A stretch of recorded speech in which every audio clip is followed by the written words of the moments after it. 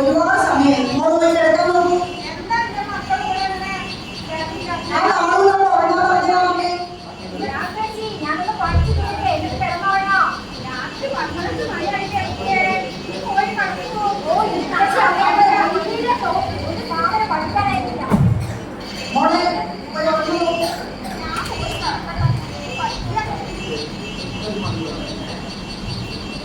സാരിയോട്ടാ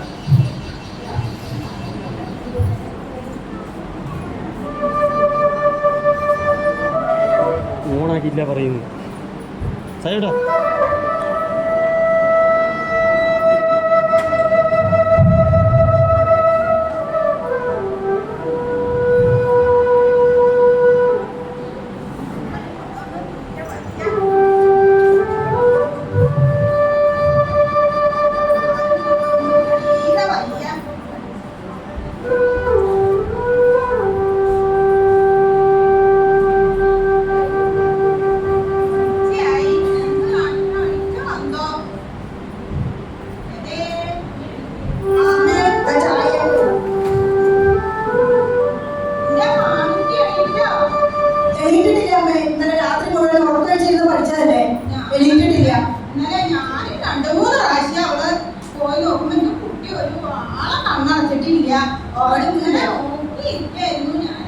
mock തീരെ ഉറക്കില്ല. അതുകൊണ്ട് അങ്ങോട്ടും ഇങ്ങോട്ടും നടക്കുക. പിച്ചും പറയാ എന്താ മോക്ക് സംഭവിച്ചെന്ന് അറിയില്ല അമ്മേ.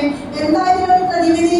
നമുക്കേ ആ സ്വാമിജിയുടെ അടുത്തൊന്ന് പോയിട്ട് വന്നാലോ? എന്നാ പിന്നെ നമുക്കൊന്ന് പോയാലോ മോളെ കൊണ്ട്?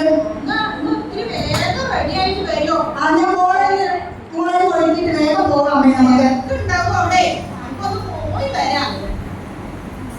ഞാനൊന്ന് പോയി റെഡി ആവട്ടെ.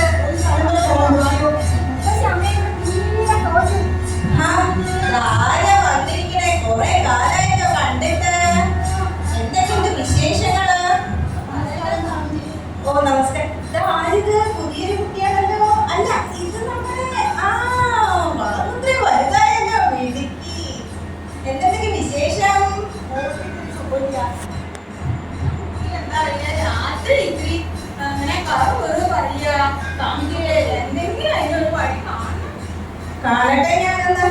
വരൂ. ശരിയാണല്ലോ. എന്തൊക്കെ വിശേഷങ്ങൾ മിടുക്കിയാണല്ലോ.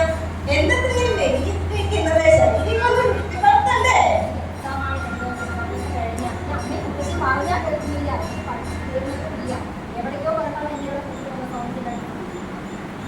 എന്താ പ്രശ്നം എന്നാ പറഞ്ഞേ? ഒന്നുമില്ല. അത് വെറുതെ പറഞ്ഞോണ്ടിരിക്കുക. ഉറങ്ങണില്ല. എന്റെ കുട്ടിക്ക് 2 ദിവസം കഴിഞ്ഞാൽ എക്സാം ആണ്. ഞാനൊന്ന് നോക്കട്ടെ. ബാധയാണ്, കൊടും ബാധയാണ്. നമുക്ക് ഹോമം ചെയ്താലോ? എന്തെന്നാ അതിന്റെ അഭിപ്രായം? മോക്ക് എക്സാം ആണ്. തൽക്കാലം എന്തെങ്കിലും ഒരു പ്രതിവിധി ചെയ്തു തരണം. ഹോമം ചെയ്താലേ കാര്യങ്ങളൊക്കെ നടക്കുള്ളൂ എന്നാ തോന്നുന്നത്. കാരണം വിധി നോക്കുമ്പോ പ്രശ്നം കുറച്ച് രൂക്ഷം തന്നെയാണ്. ഇച്ചിരി പൈസ കുറച്ച് ചെലവാകുന്നത് തന്നെയാണ്. തന്നെ വേറെ വഴിയില്ല. ഒന്നും ബാധയാണ്. എന്നാ പിന്നെ ഒരു കാര്യം ചെയ്യാം. തൽക്കാലം ഞാനൊന്ന് ജപിച്ച് ഒരു ചരട് വെക്കുക. പക്ഷെ കുട്ടിക്ക് അത്രയ്ക്ക് ശരീരപുഷ്ടിയൊന്നും കാണുന്നില്ല. ഞാനൊരു നെയ്യങ്ങട് ജപിച്ച് തന്നാലോ? അതിൽ കൂടി ആകുമ്പോ ആയിക്കോട്ടെ. ഞാൻ മൊത്തം പരീക്ഷയ്ക്ക് വേണ്ടിയിട്ട് ഞാൻ ചരടങ്ങ് ജപിച്ചു തരാം. അതോടുകൂടി ഇപ്പൊ താൽക്കാലിക പ്രശ്നമല്ലോ. പക്ഷെ മറക്കണ്ട ഓണത്തിന്റെ കാര്യം. ദേശം പൈസയുടെ കൂടുതലുണ്ട്. കണ്ടു വെച്ചോളി. ഇതല്ലാതെ വേറെ വഴിയില്ല. ശരിയായ സമയത്ത് ശരിയായ സ്ഥലത്ത് ശരിയായ ആളെ തന്നെയാണ് വന്ന് കണ്ടിരിക്കുന്നത്. എല്ലാം നല്ല സമയം. ഞാനൊന്ന് ചരട് ജപിച്ചിട്ട് വരട്ടെ കേട്ടോ. ഒരു മിനിറ്റ്. അവിടെ ഇരിക്കണേ.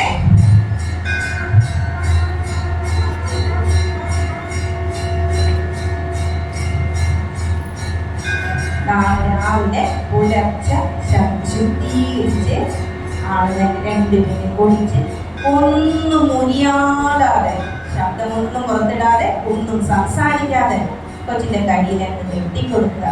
എല്ലാം നല്ലത് വരും, നല്ലതേ ഭവിക്കും, നല്ലതായിട്ട് മോള് മോള് നന്നായി വരണം. പിന്നീട് വന്ന് കാണണം കേട്ടോ.